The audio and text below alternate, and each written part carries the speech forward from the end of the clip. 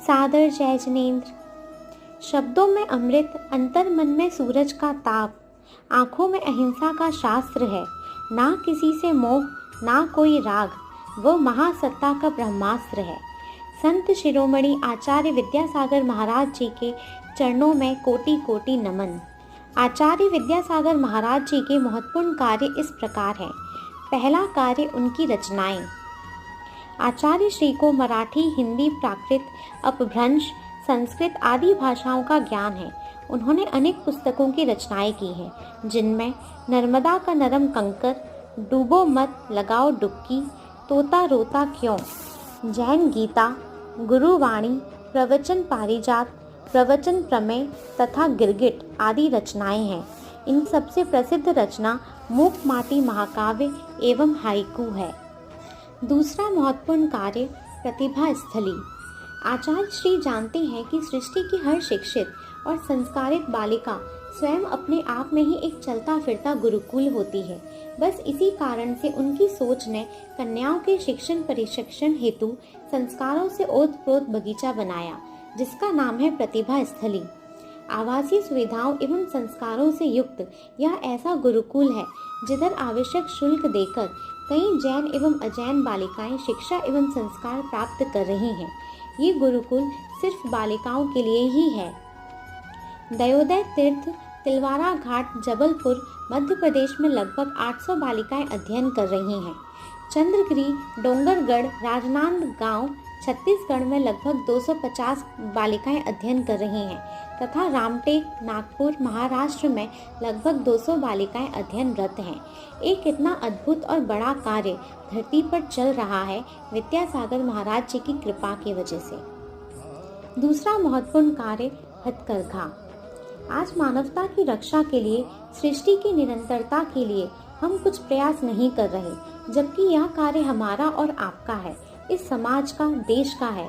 परंतु आचार्य श्री जी निरंतर प्रयासरत हैं।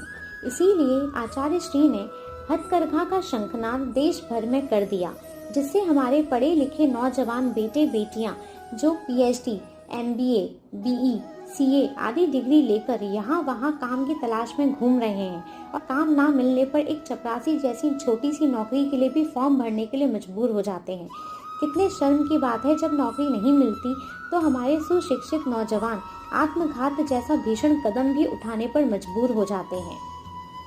हथकरघा के तहत चरखा महज हाथों से चलाया जा सकने वाला एक छोटा सा यंत्र है। इस यंत्र के माध्यम से सूत बनाकर उस सूत के द्वारा हथकरघा से वस्त्र बनाने की प्रक्रिया को आचार्य श्री ने संपूर्ण विश्व के लिए, जन जन के हित के लिए अंधेरों से रोशनी में लाने का बेमिसाल कार्य किया है। आचार्य श्री की प्रेरणा से कई जगह हथकरघा उद्योग चल रहे हैं। बीना बारह, देवरी, सागर, मध्य प्रदेश; कुंडलपुर, दमोह, मध्य प्रदेश; मुंगावली, अशोकनगर, मध्य प्रदेश; दयोदय तीर्थ, तिलवारा घाट, जबलपुर, मध्य प्रदेश; तिलवारा, मध्य प्रदेश; इंदौर, मध्य प्रदेश; राहतगढ़, मध्य प्रदेश; कुंथलगिरी, महाराष्ट्र; मुंबई, महाराष्ट्र। चौथा महत्वपूर्ण कार्य है गौशाला। भारतवर्ष में गाय एक चलता फिरता तीर्थ है। संपूर्ण विश्व के लिए पशु प्रेम का अप्रतिम उदाहरण है। गाय इस धरती का एक महत्वपूर्ण प्राणी भी है, इसीलिए गाय को माता कहते हैं। हजारों वर्षों से गाय हिंदुस्तान में पूजनीय बनी हुई है। गाय के पूजनीय होने का कारण यह नहीं कि हिंदुओं ने उसे पूजनीय बना दिया है, कारण दूसरा है। पूजनीय होने का गुण उसके अंदर प्रकृति ने उतार दिया है, इसीलिए गाय पूजनीय हो गई है। शांति धारा दुग्ध योजना बीना बारा, देवरी, सागर, मध्य प्रदेश में चलाई जा रही है। निर्दोष गायों का संरक्षण प्रारंभ हो गया है।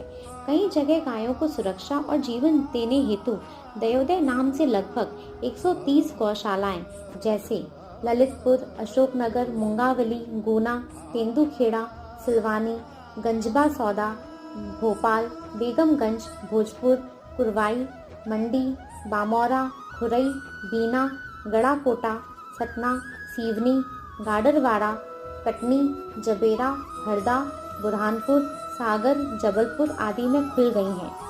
90,000 से ज़्यादा पशु शरण में हैं। कौन कहता है चमत्कार नहीं होते। आचार्य श्री से जुड़े सभी लोग और श्रावक गण इन चमत्कारों के कर्ता बन गए हैं। आचार्य श्री ने सभी को प्रकृति और परम शक्ति की मुख्य धारा से जोड़ दिया है। वो प्रतीक्षा नहीं करते, स्वयं चमत्कार हो जाते हैं। हमारे लिए सृष्टि के लिए नई सुबह लाते हैं। पैरों के छालों में चीख नहीं, विश्व सुख की चाह भरी है। भ्रमण निरंतर पृथ्वी जैसा, देखो फिर शुरुआत करी है। सादर जय जिनेन्द्र।